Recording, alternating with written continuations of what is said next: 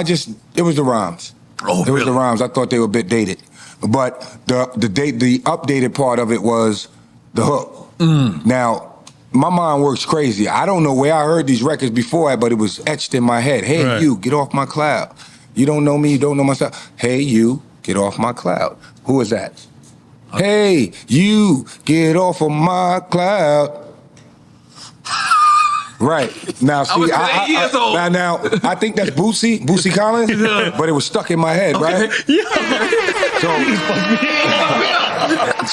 What is going down, world? Welcome to the 40-year-old FUQ Boys podcast. I go by the name Black Pegasus, and y'all know I've been going on a wild adventure with all these Redman mixtape joints that been dropping. I hope you were peeping those reactions because I love Red, but you know the dynamic duo Method Man from Wu-Tang Clan. Now, I saw a part of this clip on Instagram. I was like, yo, I got to react to this because this is what I'm talking about, that hip-hop history and that deep conversation that sometimes get missed when you're only listening to the records. This is behind the scenes, how they're crafting the lyrics, how they're getting the ideas. And like, bro, like sometimes I'm like, yo, I didn't even know that's what was going on. So I believe that's what I'm going to get here from this clip.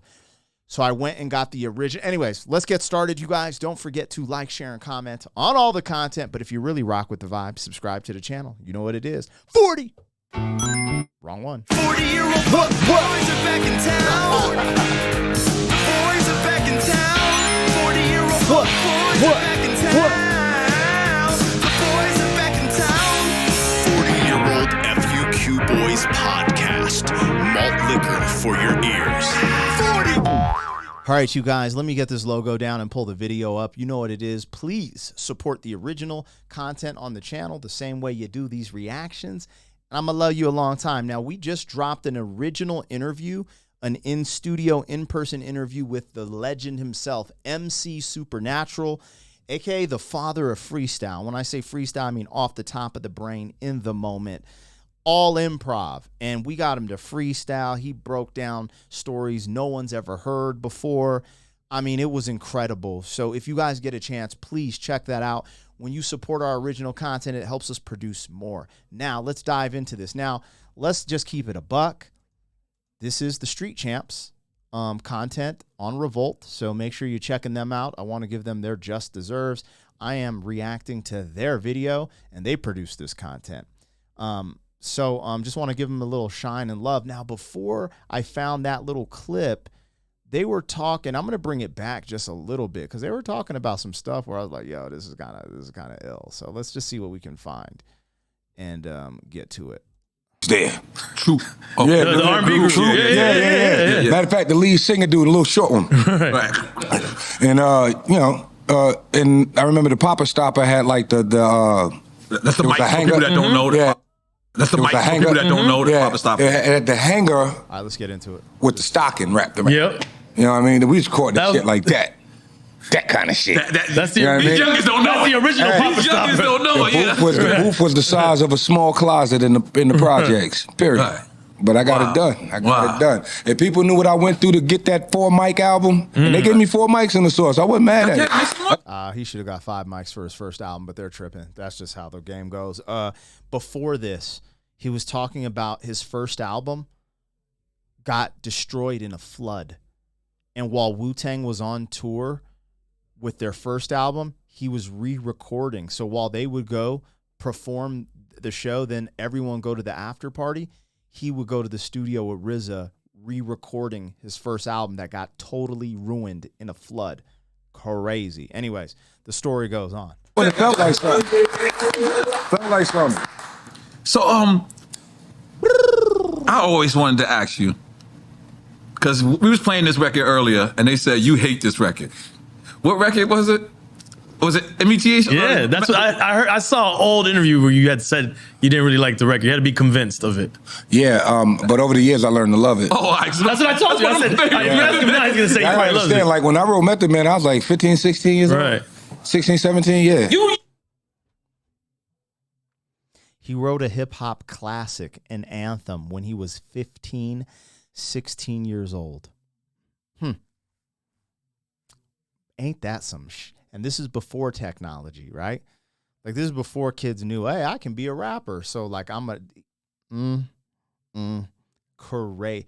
That's Them crazy. niggas got That's no crazy. excuse. For real, You out here making folklore. He made it at 15 years old. I mean, we wasn't back then. We wasn't writing verses. We was writing songs. We had verses with hooks. You know what I mean? We had routines, all that shit. But we was doing it for nothing. Right. You know, just to impress the people around our way. So yeah, man, like it was real back then, B. You know. So you didn't like it at first?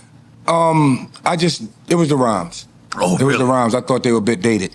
But the updated part of it was the hook. Now, my mind works crazy. I don't know where I heard these records before, but it was etched in my head. Hey, you, get off my cloud. You don't know me, you don't know my style. Hey, you, get off my cloud. Who is that?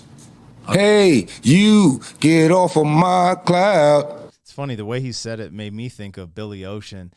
Hey, you, or what? No, I'm probably tripping. I am really tripping. But get out of my dreams. I don't know. The way he said it, that's what it... Anyways, I'm tripping, but let's go. Right. Now, hey, you, get off my cloud. Who is that? Hey, you, get off of my cloud. Right. Now, see, I was 8 years old. Now, I think that's Boosie Collins, but it was stuck in my head, right? Yeah. So, You just fucked me up. so by the time I got to the METHOD, man, that was already etched in my head from, you know, METHODOFLOVE, Big Hall and Oates. Yeah. Right? Holy. He got that from Hall & Oates? What the bro? Now, I have this thing that goes on in my brain where it's like a jukebox where I hold little phrases and things from hip-hop, from other songs, you know, but I never thought like, yo, let me just utilize these rhythms. And, dude, Hall & Oates is a part of the Method Man song, the original METHOD, man. What the... I'm bringing it back. This is crazy. This is history right here. This is what I was talking about, you guys. Time I got to the METHOD, man, that was already etched in my head from, you know, METHODOFLOVE, Big Hall and Oates. Yeah. I don't even know what song he's talking about. That's crazy. Right? Holy shit. The man part came from Master Ace. One of my favorite records was Music Man. The Music Man. So it was METHOD, man. So you put like 3 songs together and made your own A shit. bunch of shit. Wait, 15 years old? You did that at 15 years old? Yeah. And no, I was like 16, 17. I mean, it's close enough.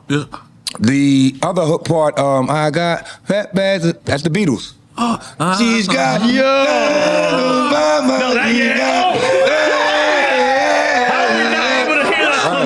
I got hip-hop fat bags of scum. How did I not recognize that? Yo,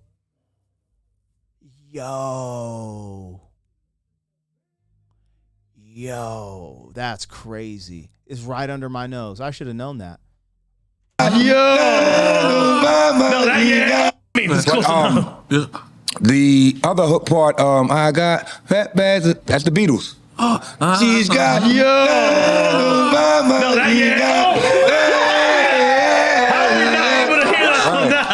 I got hip-hop fat bags of scum.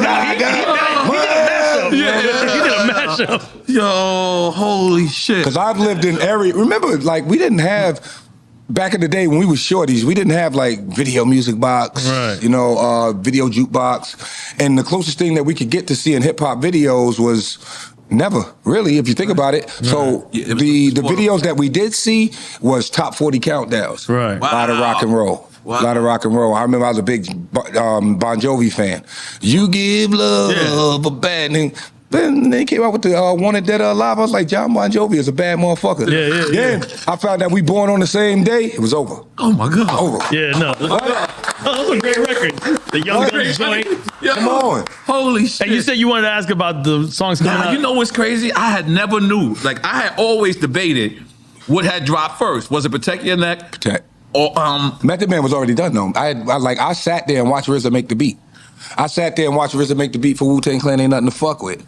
Like, I was sitting there while he was going through the joints. I don't want to give away. Well, they know who the samples are now. Yeah. You know, he had a fucking record of cartoon classics, and that's where the Underdog sample came from. All right, man, I'm about to geek out to this interview. I'm not going to jack the whole interview and react to it, but this is my but I knew from that clip when he started going, "Hey, you get off my cloud," and started talking about it, I was like, yo, this is a story I have not heard before. And I just wanted to highlight it on the channel because you guys know I'm a huge Wu head and a Wu-Tang fan. And then now he's telling me that like he created the mashup. Like, no, not really, but yeah. Like he said, yo, Bootsy Collins, Hall & Oates, and the Beatles are a part of the why am I losing my words in my brain? The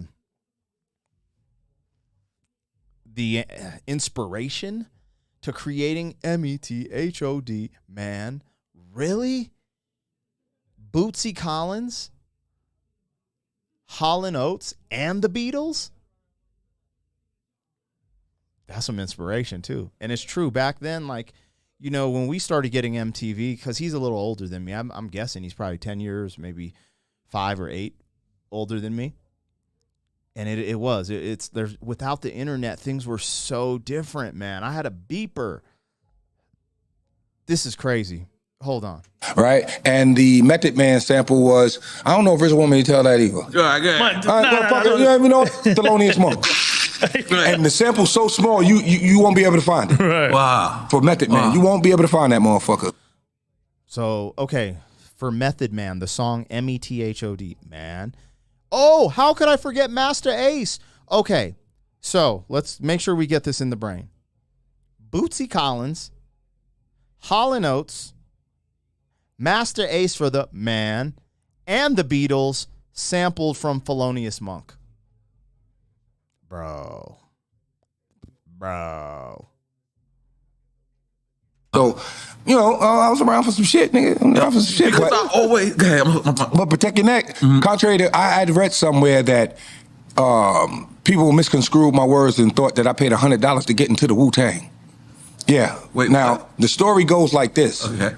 RZA was putting together this song right, called Protect Your Neck. Well, it wasn't called Protect Your Neck then, but he was putting together this song, and he said, bring $100 to the studio. They had already paid for the studio, but they were trying to get some of their money back. So they tried to get every man to bring $100 to the studio.